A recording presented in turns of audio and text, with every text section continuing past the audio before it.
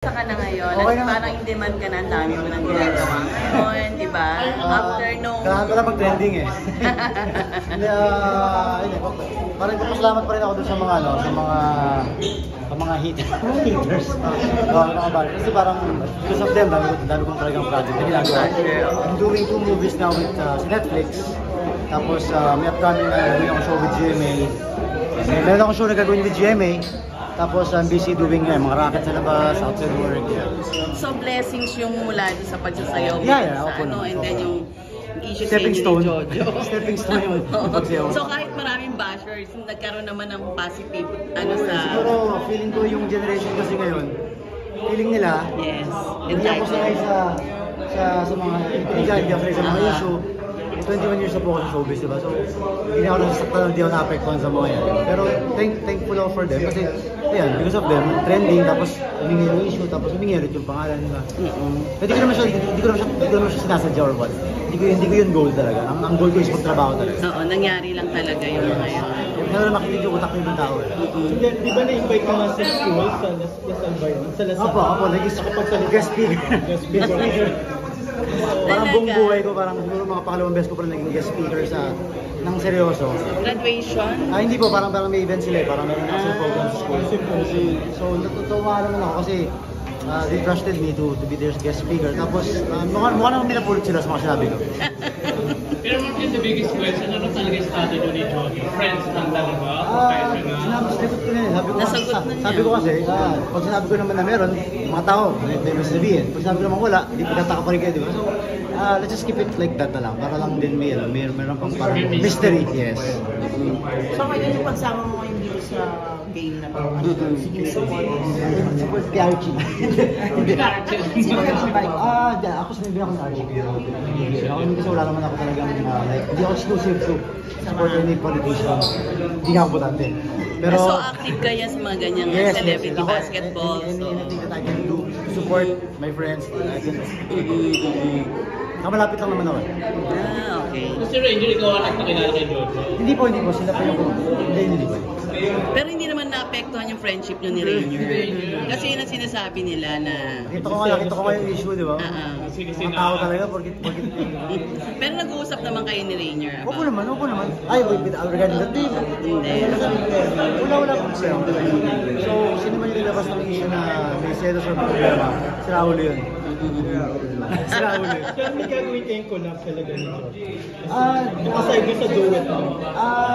Hindi ko alam kung pwede lang sabihin eh, pero abangan nyo na lang. Kasi may ginawa kami something for... Balikin natin yung project mo, meron ka Netflix. So may ginagawa pa akong movie sa Netflix. Yung isa po, kasama ko sila Carlo Aquino, sila Christine Reyes. Then the second movie is under Black Entertainment naman po. Kasama naman sila Baron, sila Beauty, Sales. Gaganda. Meron tayo sa Joey, isang movie. Tatlong tatay yata. Tatlong sila mo. Yung kay Kuya Gardo, kala Kuya Gardo. Yun po yung mga cameo role lang po. Meron pa ako isang ginawa, yung cameo role naman sa Mandirigma na movie.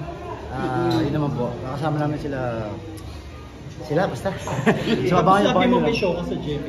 May upcoming show po sa JP. Abangan po nila kung ano yun. Drama. Hindi po. It's a different show. It's prime time pero basta kakaiba siya. Pero Mark, bigyan nila mo yun kasi parang nadidikit ka sa kung pangalan mo sa paglalaro sa casino. Ano ba talaga yun? Kasi parang nag-invite lang. Every time sila Sir David. Parang yun na yung parang banding time. Pero hindi ka talaga naglalaro. Hindi po. Wala po kinig sa sugal. Buti na lang Hindi ka regular player. Hindi. Wala akong card doon. Parang banding yun. Yes. Kung sila Blue Moon, parang pero nag-invite sila, tara, meron tayo. Ako naman, siyempre, di ba? Kasi recently si Rainier naman ang nakita. Yes. Yun na Hindi naman siya masamang gawin masama kung ginagawa mo araw-araw tsaka lalabas ka na ng live ng film. Pero, wala nga akong pera, nagpapagawa pa kami ng bahay, di ba?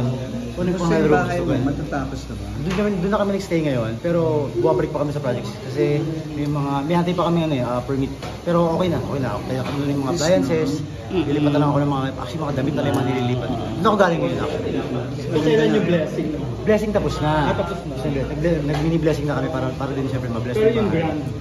Wala na siguro yung grand, okay na yun. Grabe naman yung grand. Na pwede namin ko. Okay naman yun. Saka hindi rin kami masyadong anxious kasi nga si Nicole is 6 months pregnant na eh. Pangalawa. Baby girl. Baby girl na. Tapos na, pinapaputol na ako. Doon sa mga negative comments sa'yo ng mga batcher, ano yung pinakamatindi? Na-apekto. Wala siguro kasi hindi ako na-apektuhan. Talagang kahit binabasa mo pa rin sila. Actually, ako yung tipo ng parang pag nakita ko or nakita siya po, TikTok or Instagram nakita ko siya. Hindi ko na para basahin pa yung buong kwento. Yung misis ko pa yung, sito mo to, gano'n sabi ko, huwag mo nang basahin. Kung maapektuhan ka, don't read it. True. Kasi alam mo naman yung totoo, ina-open up ko naman sa kanya. So huwag ka nang kasi buntis ka pa, sabi ko parang hindi ka na-stress or what kasi. Ako naman, sabi ko, wala naman dating sa akin yung mga ayos natin. Nakakatawa lang kasi yung ibang mga content creators na para lang basta may makontent. Diba? Isama na. Parang isip naman kayo ba idea? Huwag yung parang nakikisali lang kayo.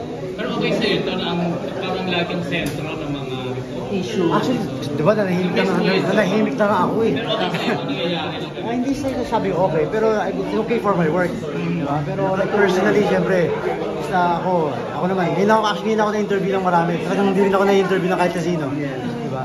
So, yun po. So nakatulong sa'yo yung mga isa kay... Mas nakatulong siya, at least, mas maraming trabaho na, ako naman, ang goal ko sa trabaho talaga, to provide. Ever since naman, yun yung goal ko sa buhay. Saka nakatulong ka rin kay Jojo sa mga... Yeah, tulungan lang naman. Sa industry naman, tulungan lang naman tayo.